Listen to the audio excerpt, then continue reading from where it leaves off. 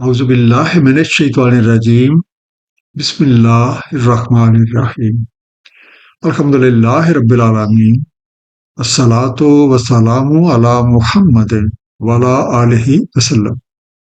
انشاءاللہ آج ہم سورہ کاف کے 12ویں یعنی آخری رکوع کا مطالعہ۔ اس سے پچھلے رکوع کا خاتمہ اس بات پہ ہوا تھا کہ ہر کسی کو مرنے کے بعد رب کریم کے حضور پیش ہو کر اپنے اعمال کا حساب دینا، اور اس وقت وہ تمام لوگ جنہوں نے رب کریم کی یاد سے منہ موڑے رکھا، حقیقت سے اندھا پن برتا اور حق بات سننے پہ آمادہ ہی نہیں ہوتے تھے، جہنم کو اپنے سامنے دیکھ لیں گے۔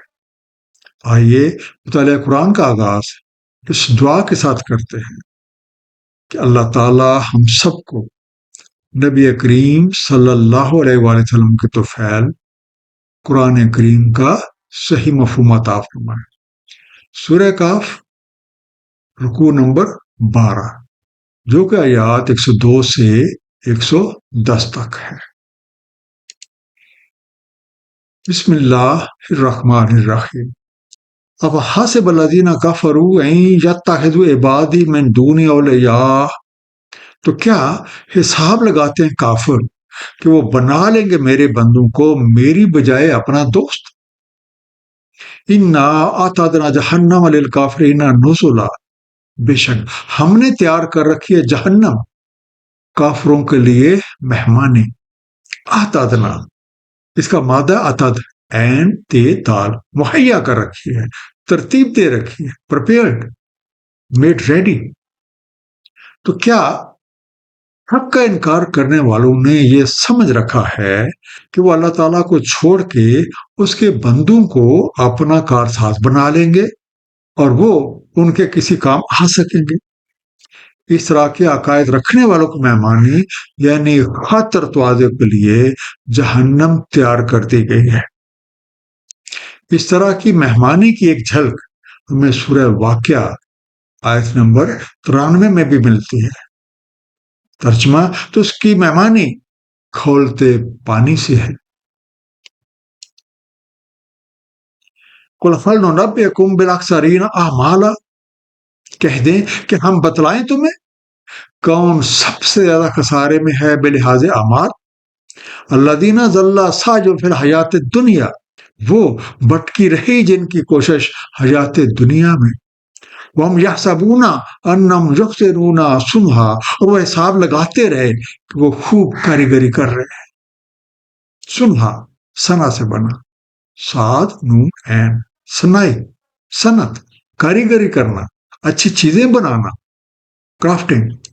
اگر تم کہو تو تمہیں بتا دیا جائے کہ اس وقت اعمال کے لحاظ سے کون سب سے زیادہ خسارے کا شکار اور ناکام و نامراد۔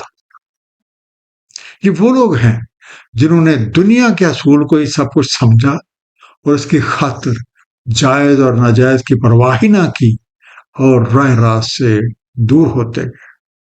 دنیا میں حاصل ہونے ثمرات کو ہی اپنے ٹھیک ہونے کی دلیل سمجھتے رہے اور اس خوش فہمی میں رہے کہ ان کے اعمال درست ہیں۔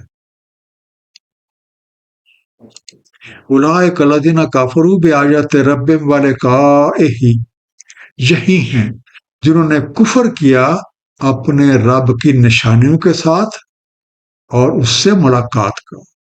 وحبطت اعمالہم ولا نقیم لہم یوم القیامۃ وزنا، تو عکارت ہو گئے ان کے اعمال، تو نہ قائم کریں گے ہم ان کا یوم القیامہ کو کوئی وزن۔ ذالک جزاؤہم جہنم بما کفروا، یہی ہیں ان کی جزا جہنم ہے بسبب ان کے کفر کے۔ واتخذوا آیتی ورسلی ہزوا، اور بنائے رکھا میری نشانیوں اور میرے رسولوں کو ٹھٹھا۔ وحبطت، حبت سے بنا، بے تو کسی چیز کا رائے گا جانا، بیکم یوز لیس۔ یہ ایسے لوگ ہیں جنہوں نے اپنے رب کی نشانیوں سے منہ موڑے رکھا، خدائے سے آنکھیں چرائی اور اس حقیقت کو فراموش کر دیا کہ مرنے کے بعد رب کریم کے حضور پیش ہو کر اپنے اعمال کا حساب دینا ہے۔ ایسے موقع پہ ان کے اعمال بے وزن ثابت ہوں گے۔ اس کی وجہ یہ ہے کہ کسی بھی عمل کا بدلہ 2 بار نہیں ملتا۔ اعمال کا دار و مدار نیتوں پہ ہے۔ اس لیے جب کام دنیا کی خاطر کیا تو اس کا صلہ بھی دنیا میں ہی مل جاتا ہے۔ مثلا جب کوئی شخص شہرت کے لیے کام کرتا ہے تو اسے شہرت مل جاتی ہے۔ تو جب دنیا میں شہرت مل گئی تو پھر آخرت میں کس بات کا معاوضہ؟ دراصل اعمال میں وزن نیت کا ہوتا ہے۔ حق کا جانتے بوجھتے انکار رب کریم کی نشانیوں اور اس کے پیغمبروں کی باتوں کی ہنسی اٹھانے والے تمام لوگوں کی جزا جہنم ہے۔ ان الذین آمنوا وعملوا الصالحات، بے شک جو ایمان لائے اور انہوں نے صالح اعمال کیے، کانت لہم جنات الفردوس نزلا، میں ان کے لیے الفردوس کے باغات کی مہمانی، خالدین فیہا، رہتے رہیں ان میں، لا یبغون عنہا حولا، نہ متلاشی وہاں سے جگہ بدلنے کے۔ الفردوس اس کا مادہ فردس، فے رے دال اور سی، وسیع کشادہ اور زرخیز جگہ جس میں باغ کی ہر چیز موجود ہو۔ بعض کو اس کا مفہوم ٹھنڈی چھاؤں کے باغات بھی بیان کیا جاتا ہے، پیراڈائز۔ ان کافروں کے برخلاف جن لوگوں نے حق پہ لبیک کہا اور اپنے ایمان لانے کا عملی ثبوت صالح اعمال کی صورت میں دیا، ان کی مہمانی کے لیے ٹھنڈی چھاؤں کے وسیع و عریض باغات۔ سورہ آل عمران آیت نمبر 198 میں ارشاد ہے، جو تقویٰ کرتے ہیں اپنے رب سے ان کے لیے باغات ہیں، جاری ہیں جن کے نیچے نہریں، رہتے رہیں انہی میں، مہمانی اللہ تعالیٰ کی طرف سے، اور جو اللہ کے پاس ہے وہ بہتر ہے ابرار کے لیے۔ ایسے خوش نصیب انہی باغات میں رہتے رہیں گے اور وہ کبھی بھی اس جگہ سے نکلنا نہ چاہیں گے۔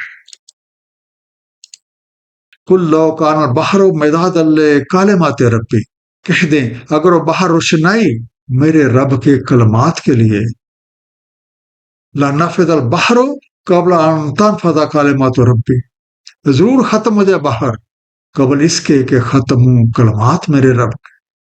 بولو جینا بمثل ہی مددا، اگرچہ ہم لے آئیں اس کی مثل بطور مدد، مدادن مدد سے بنا، میم دال دال، لکھنے کی سیاہی۔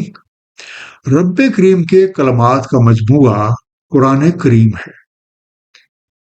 ان کلمات کے مختلف پہلو بیان کرنے کے لیے آج تک تقریباً 80,000 کے قریب تفاسیر لکھی جا چکی ہیں اور مزید لکھی جا رہی ہیں۔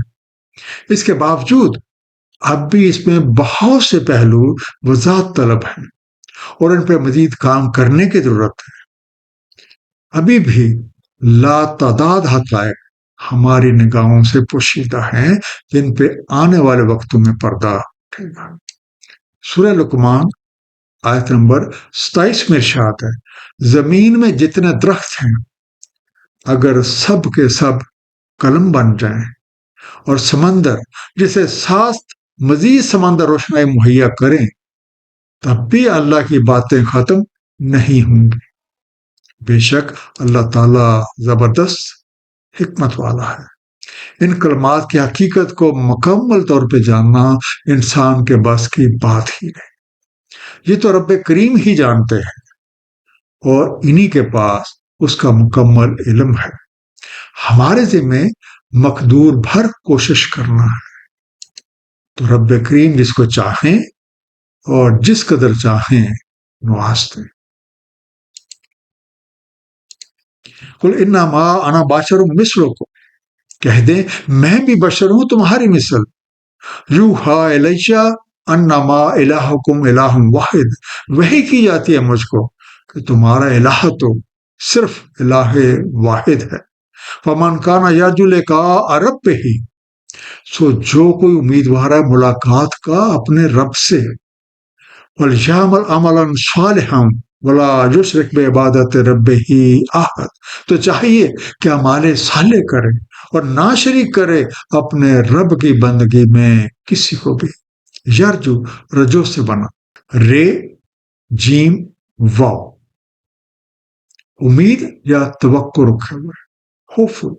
اے دائی حق، لوگ اسے کہہ دیں کہ میں بھی ظاہر تمہاری طرح کا، لیکن جان لو کہ اللہ کے بھیجے ہوئے میں اور عام آدمی میں اصل فرق وہی ہے۔